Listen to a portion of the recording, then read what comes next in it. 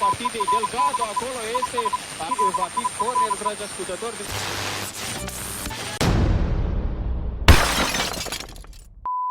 Right then, the news is in, and the news ain't good. It would appear that the final act of the cycle of cinematic coprophagy known as the sequel trilogy has finally concluded. Star Wars, these are the Star Wars, here are some Star Wars, they happen in space.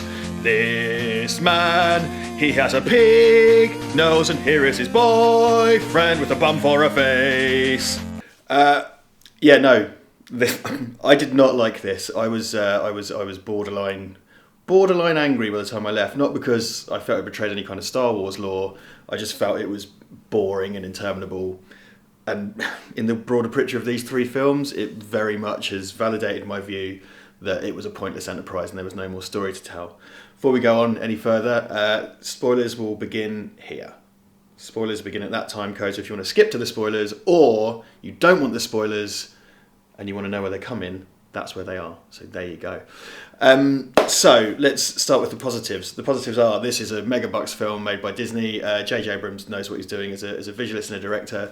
The cinematography is very nice. The music by John Williams is amazing, of course. It's very nicely edited. You've got a lot of good performances by a bunch of famous acting people. Because, of course, I mean, the thing with these is, from a technical standpoint, they're never going to be anything other than, excellent. It's kind of like the Rolls Royce of technical filmmaking. Whether or not you like a Rolls Royce is up to you. Aston Martin, whatever. I'm making a car analogy and I'm out of my depth. Very nicely put together. If you are a Star Wars fan, there's a chance you're going to like it very much.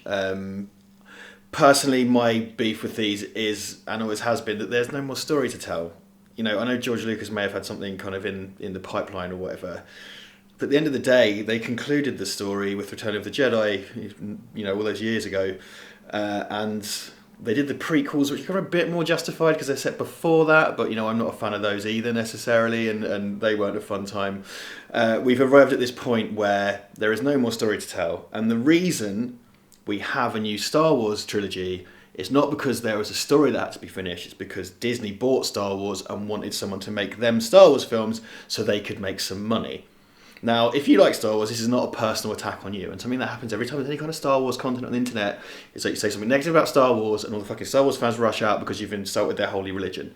This is not that. If you like Star Wars, more power to you. I didn't like it. Probably time to check out. If you've already seen it, great. Good for you and you liked it. Fucking great. There were a mixed bag in my screening. It was a 10:30 screening this morning. One guy to my right kept going all the time, at the same time I was, at all the kind of silly twists that came out of nowhere. Other people in the cinema were crying and having a great time and stuff like that. The main problems with this are that so much of it is course correction. This trilogy is a compromised narrative because they handed complete control to Rian Johnson and he just did whatever he wanted. Then they got rid of Colin Trevorrow and then J.J. Abrams had to fix it.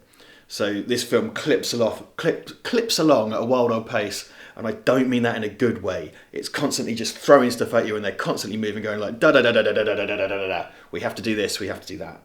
It's kind of breakneck speed and there's a lot of, just going, oh, well, here's the thing. Oh, thanks for the thing. Bye. And that happens way more than it should, in my view, which, it shouldn't really be happening at all. So, I mean, it makes sense.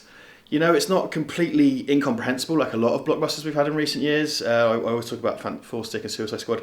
It's fine. So much of it is course correcting, and that causes it to be long. It's 2.5 hours long.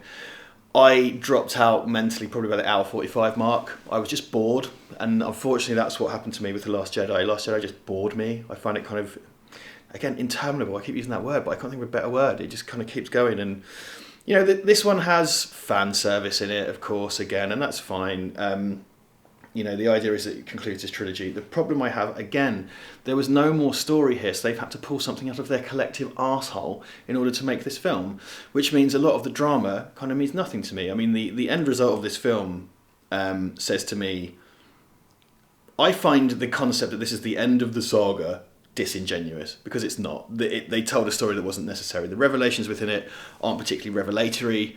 There aren't really many surprises in it. The surprises that are played as surprises aren't surprising. And why should I accept that this is the end of the saga when in about 20 years' time, are they not going to wheel out the reanimated CGI corpse of Daisy Ridley to do some stuff? You know, are these guys all going to come back and do 5 minutes in each film and then all die? You know, if I can't trust you to make this the end of any kind of story, it's a money-making enterprise, so why should I believe it's the end of the saga? It's bollocks. So, you know, all these kind of kids now that are like 5, 6, 7 and 8 that are absolutely lapping this up and loving it, and good for them, when they're in their 30s, you know, unless we've all been consumed by food riots, they're going to want to rebuild Star Wars again, probably, depending. Who's to say who's going to own Star Wars at that point? So yeah, you know, I found it kind of boring, primarily, pointless, and just a bit sort of repetitive as well. And lots of things, and I think I find this to be a problem generally with J.J. Abrams as a filmmaker. I think in J.J. Abrams' films, things just happen, and they just happen because they look cool, and he's sort of hoping that you're going to go whoop and not notice because everything's cool and whizzy. So yeah, I didn't like it. It's my birthday. I got out of bed on my birthday to go see this. I did not enjoy it, but I'm doing it for YouTube, so whatever. Let's get into Spoiler Town. One-way ticket to Spoiler Town. You know, so if you don't want spoilers, jog on. So, in the space past, General Emperor Palpatine has been broadcasting on a ham radio going like, I'm back, how about that? Oh! And Kylo Ren's been looking for him with a triangle, it's a Toblerone. And he uses the Toblerone to go to a special Sith planet. And on the special Sith planet, the Emperor's there, and he's a zombie, and he's wrapped in a sort of curtain, and he's sat in a big chair, and he goes like, psych, eh? And then go to Ren. No, wait. Rey is on a desert planet being trained by Princess Leia.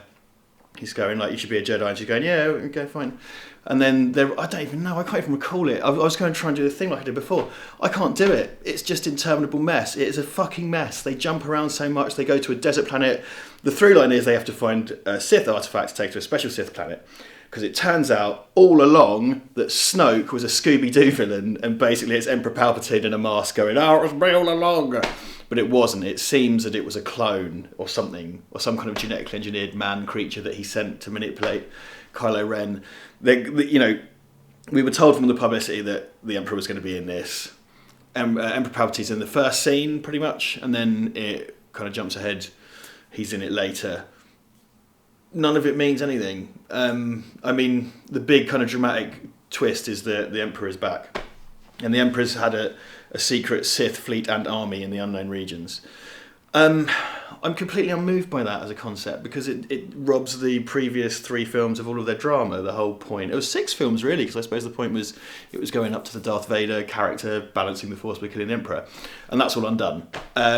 I didn't see specifically, I understand the rumour is that Palpatine we saw die on the Death Star as a clone. I didn't see that reference in the film, but then I did quite often sort of tune out. But he just kind of goes like, oh yeah, I survived death once. So I guess that was a clone or a hologram or a clone of a hologram robot photocopy. I don't know. He's got some Snokes floating in a tank, Alien Resurrection style. So it looks like he cloned a sea monkey Snoke. He's on a Sith planet in the outer regions, or the unknown regions, whatever it's called. And he has this huge cult of Sith cultists. We never see one of their faces. It's just a bunch of people in cloaks going like, hey, do a evil, Palpatine. Oh, the galaxy. He has a fleet of Death Star Star Destroyers. Each one has a cannon that can destroy a planet. So it's effectively a fleet of a gazillion Death Stars. And there's great imagery of the sky filled with silhouettes of Star Destroyers, the original design Star Destroyers, which is lovely. That's a cool image. It's not played off in any interesting way. There's a final battle where everyone turns up and does a big fighting. Don't know what to tell you. That's fine. You know, that's all there. Again, it just feels like things just happen.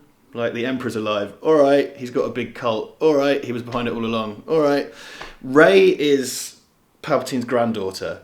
Never knew he had kids. Never knew he had grandkids. Turns out he did. So Rey's parents weren't nobody's after all. The clever subterfuge of Rian Johnson was all a lie, and she was Palpatine's granddaughter.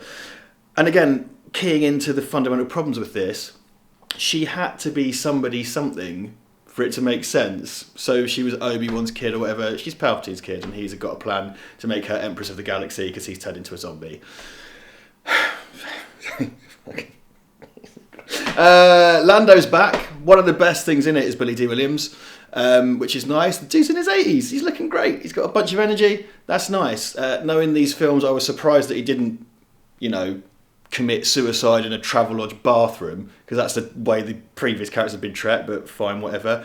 Dennis Lawson is back as Wedge for like one shot. That's nice, I guess. The cast are great, they're fine. Oscar Isaac's great. They're all great. The one thing in it that I really wanted to talk about is I found the Princess Leia, Organa, General Leia stuff quite a little bit ghoulish and a bit kind of mawkish as well. So they have used alternate takes and stuff to rebuild her for this performance, because I suppose it was necessary. She died obviously after The Last Jedi. That's all very sad, and she had a bit of a messed up life and everything, so that's sad. So they wanted to Robocop 2 style, we built this to honour her. They wanted to insert her in the film. So what you end up with, and I was kind of wondered, she's in it more than you think, and I kind of wondered how they're going to handle this, and it's really obvious that she's not there. I mean, get ready for a bunch of shots of the back of her head with loads of ADR in it. It's really common that someone will, because they're using scraps of dialogue, right? Someone will walk up to her and go, "Hey, General Organa, I'm having a really bad day. We really have to track down the Sith and find out what's going on in the galaxy. Your brother was really good at that. And, it's a shame he's not with us, but you're here. There's a Skywalker on side and the Resistance is behind you." And then it will cut to her going, "Too many cooks spoil the broth." It's like, exactly, yeah, right. So what are your plans? Because we've got everyone together. The Jedi are a good thing. Yeah, I agree. Thank you so much for filling me. Yeah, that's really good. Did you hear what she said? And it's just weird kind of scenes where someone dumps info on her and then she delivers this kind of platitude or ambiguous statement. And then, again, they'll cut to a shot of the back of a double's head a lot. And there's bits where, like, you see her walking away and another character goes like, "Well, that Princess Leia, she's sure feeling sad about the whole situation. I bet she's really surprised." And I don't know what else they could have done, but I found it kind of ghoulish and a bit mawkish. She dies. She does a similar thing to Luke Skywalker, that she projects herself and it causes her to die. But the difference being that